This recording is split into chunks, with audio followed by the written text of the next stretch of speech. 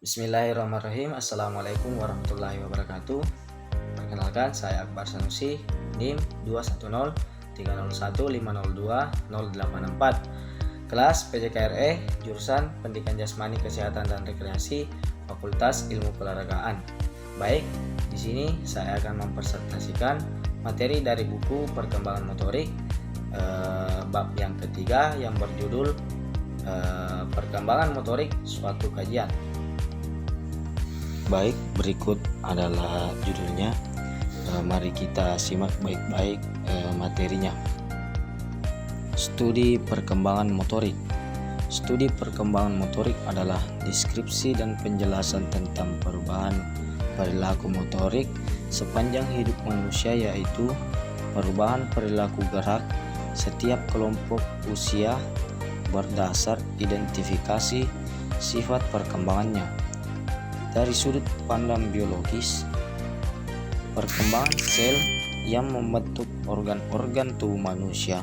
Studi perkembangan motorik merupakan pengetahuan tentang pertumbuhan fisik dan perubahan fisiologis sehubungan dengan aktivitas dan gerak tubuh. Sedangkan dari sudut pandang psikologis, perkembangan organ-organ yang membentuk dan mendukung hidup manusia. Studi perkembangan motorik merupakan pengetahuan tentang perkembangan perilaku, pikiran, dan perasaan yang berperan dalam pemilihan aktivitas, partisipasi, dan keberhasilan dalam aktivitas gerakan keterampilan. Yang pertama, studi mengenai proses perkembangan. Perkembangan merupakan suatu proses yang berlangsung terus-menerus, berawal saat konsepsi dan berakhir pada saat kematian. Perkembangan mencakup semua aspek perilaku manusia, karena itu hanya dapat dipisahkan secara artifikal ke dalam domain-domain, kategori, atau periode usia. Pengakuan terhadap konsep-konsep perkembangan lifespan yang semakin luas mendorong para peneliti melakukan studi tentang keterampilan atlet pada masa adolescensi dan dewasa, dan juga studi tentang gerakan pada masa bayi, masa kanak-kanak, dan usia lanjut. Banyak hal yang dapat diketahui dengan mempelajari perkembangan motorik pada semua tingkat usia, memandangnya sebagai suatu proses yang berkesinambungan. Yang kedua adalah sejarah. Usaha-usaha awal dalam studi perkembangan motorik anak-anak telah dimulai sejak tahun 1930-an oleh Bailey 1935, Gesell dan Thomson 1934, McGraw pada 1935, dan Shirley pada 1931. Terdorong oleh perhatian mereka terhadap hubungan proses kematangan dan belajar pada perkembangan kognitif, maka studi perkembangan motorik pada bayi dilakukan setelah mengamati sifat-sifat perkembangan normal, penguasaan gerak-gerakan, sudimentari, hingga pola perilaku yang matang. Mereka sampai pada kesimpulan walaupun kecepatan anak-anak mencapai kemampuan gerakan agak berbeda-beda, hasil studi menunjukkan bahwa perolehan kemampuan bergerak bersifat universal dan seragam. Yang ketiga adalah metode. Terdapat dua cara utama meneliti perkembangan motorik, yaitu studi longitudinal dan studi cross-seksional. Oleh karena studi perkembangan motorik meliputi studi mengenai perubahan yang terjadi dalam perilaku motorik, maka metode longitudinal merupakan metode yang ideal. Maksud metode longitudinal adalah cara menyelidiki anak dalam waktu yang lama. Sebagai ilustrasi seorang yang diteliti untuk sebagian waktu hidup, misalnya selama masa kanak-kanak. Dengan metode ini biasa diselidiki beberapa aspek perilaku pada suatu atau dua orang yang sama selama beberapa tahun, misalnya 5 tahun hingga 10 tahun, sehingga akan diperoleh gambaran aspek-aspek perkembangan tersebut secara menyeluruh. Keuntungan metode longitudinal adalah bahwa proses perkembangan dapat diikuti dengan teliti, namun kerugiannya adalah peneliti sangat tergantung pada orang yang diselidiki dalam jangka waktu yang cukup lama.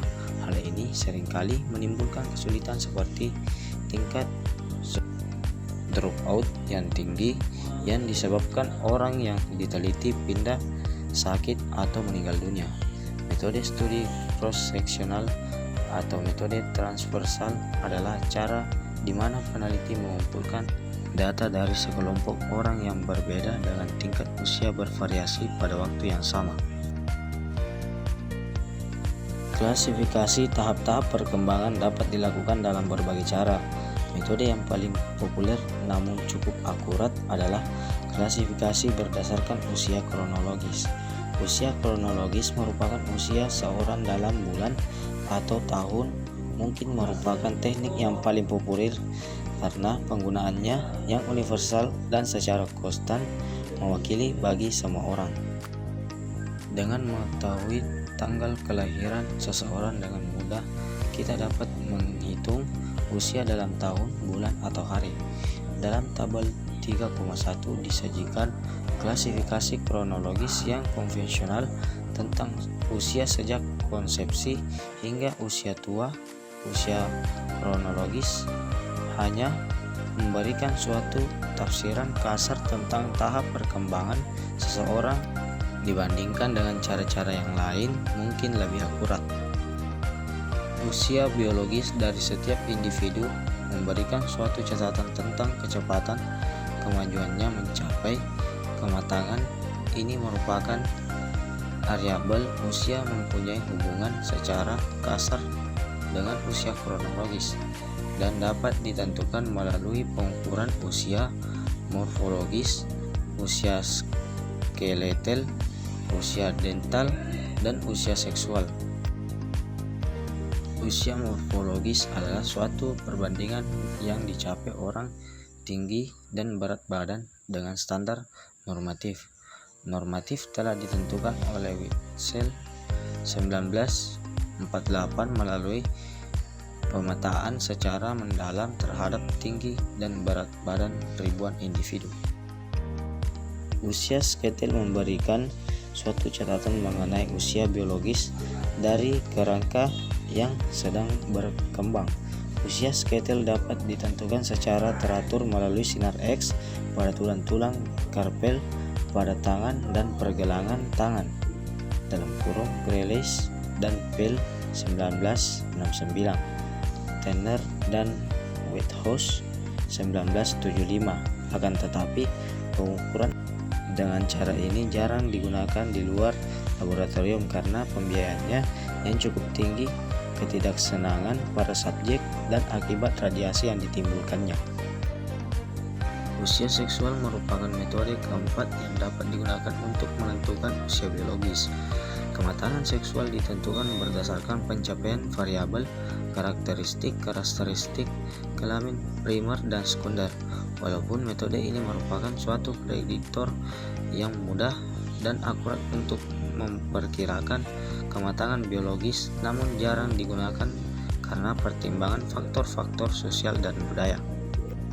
Di samping metode-metode yang telah ditentukan, terhadap pula berbagai metode-metode yang lain yang dapat digunakan dalam mengklasifikasi perkembangan usia, seperti pengukuran usia emosional, usia mental, usia konsep diri, dan usia persepsual.